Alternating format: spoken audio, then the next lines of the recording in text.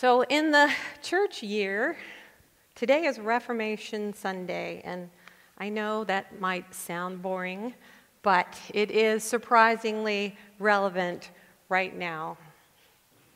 Focusing on Reformation reminds us that life is always changing, and the church has always been changing through the centuries of its existence. Questions that we thought were answered need to come around again and need to be rethought. How does our faith in God connect us to daily life? The way we raise children, the way a country is governed, how we make and spend our money, who we call family and friends. When we begin to look back at history, we see the answers to these questions have in fact changed in many ways over time.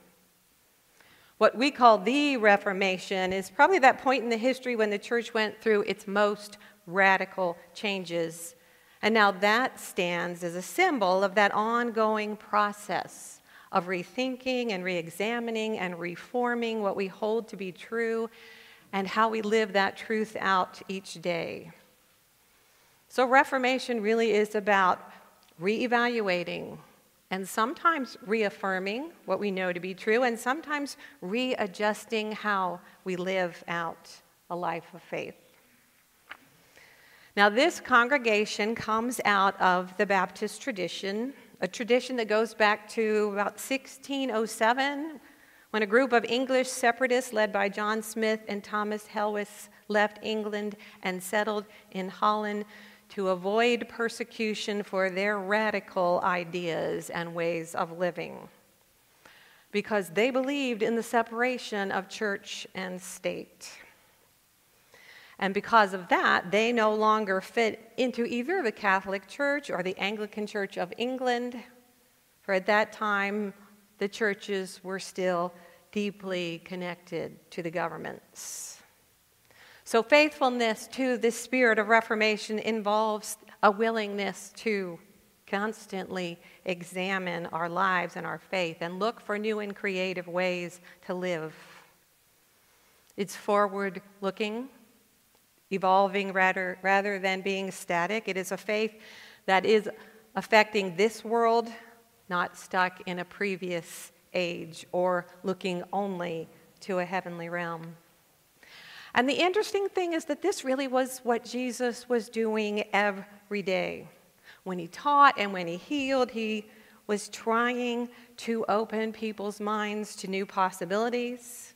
He wasn't really so much trying to create a new religion as to reform the Jewish faith in which he lived. He wanted to change the way people understood who God was and the way that people lived together. And that is what we hope to do. We've been talking throughout the last month about the fact that the words that we use have power to define what we see and what we hear, that the names and the labels we use shape our observations even when we don't realize it. As much as we like to think that we are rational people in control of our thoughts and our actions, we are swayed by our culture and our family and assumptions and expectations that have been with us for years. Even something as simple as physical, mental, and emotional disabilities have been ingrained in us to bring about fear and prejudice, anyone and anything that is different. It's interesting today that our scripture story is about a physical healing, but it's really about changing people's minds. It is about opening up the way that we think about people and then how we act towards people.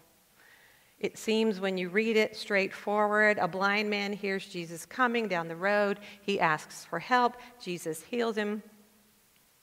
But it's much deeper than that.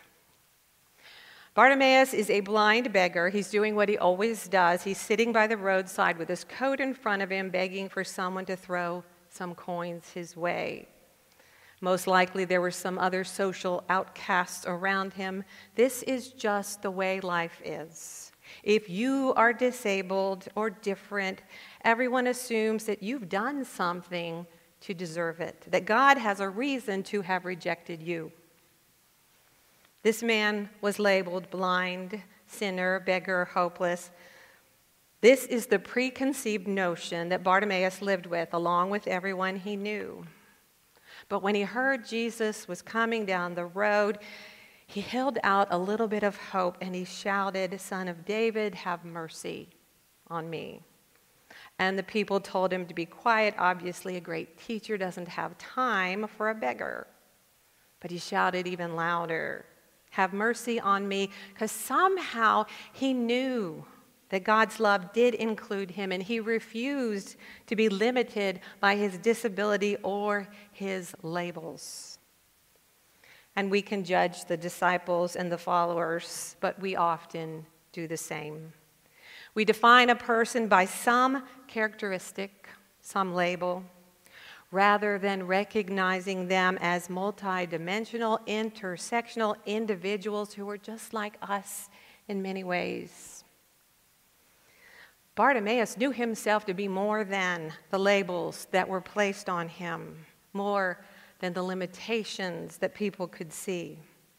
And more than that, he was ready to get up and go wherever this hope would take him. He was ready to leave this safe routine and try something new and dangerous. So Jesus stopped and said, "Call him."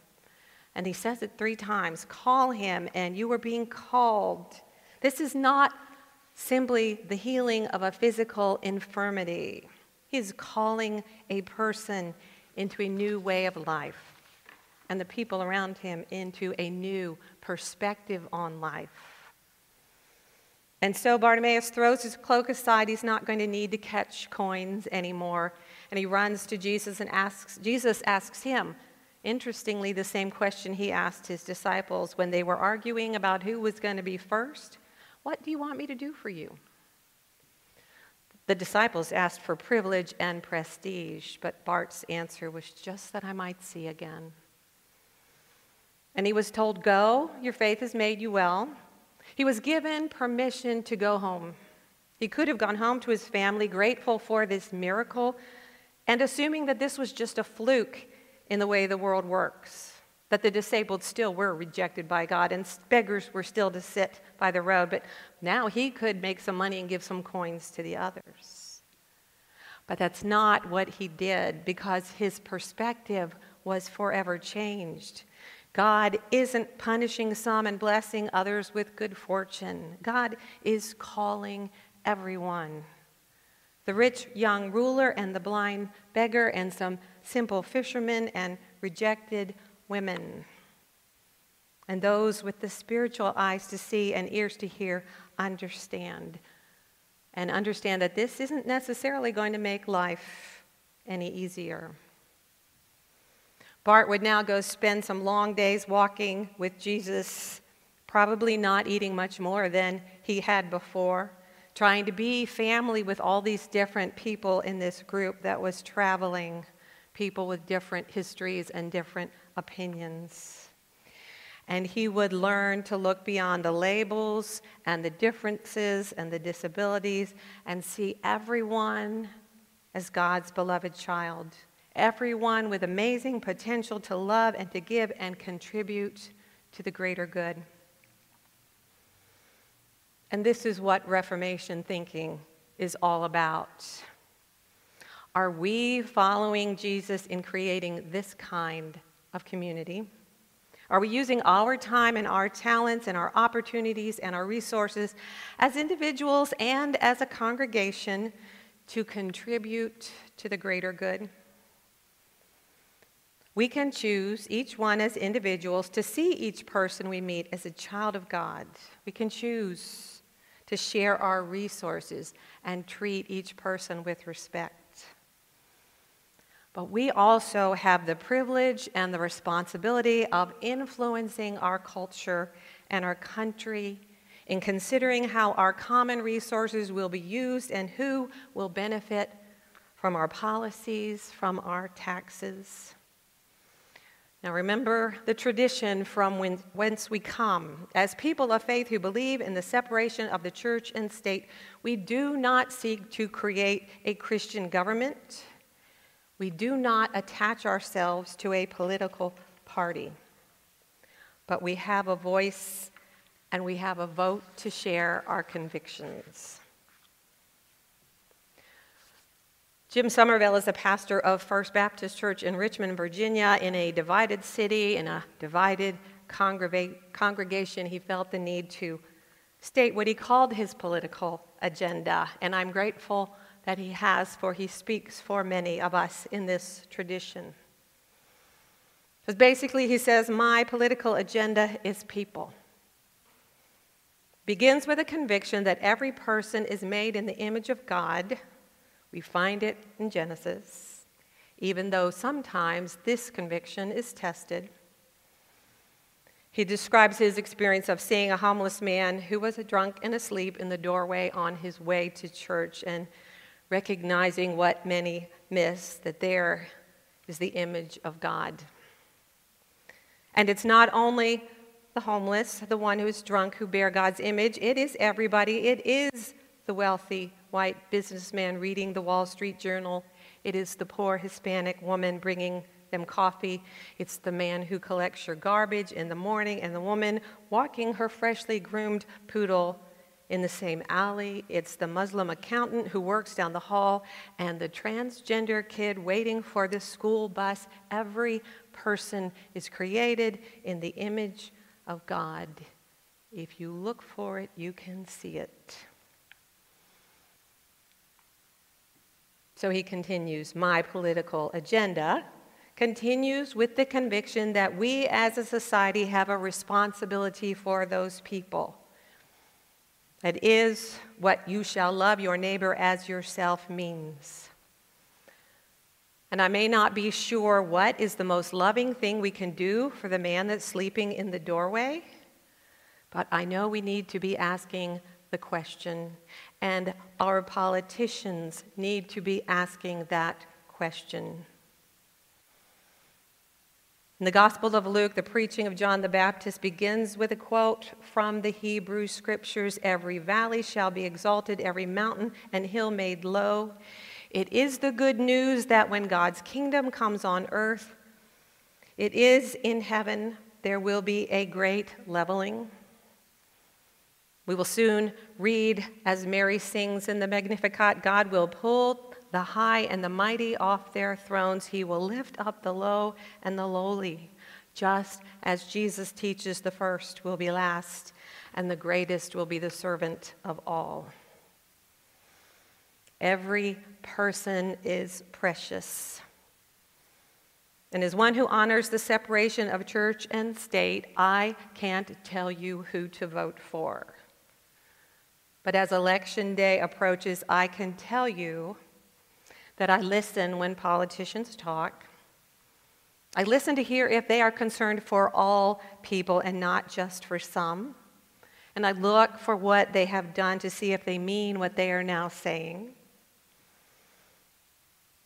I listen to hear if they have any plans for lowering the mountains and raising the valleys of economic disparity and equality. I listen to see if they care about the man that's sleeping in the doorway and the desperate families fleeing violence and starvation and the need of a helping hand.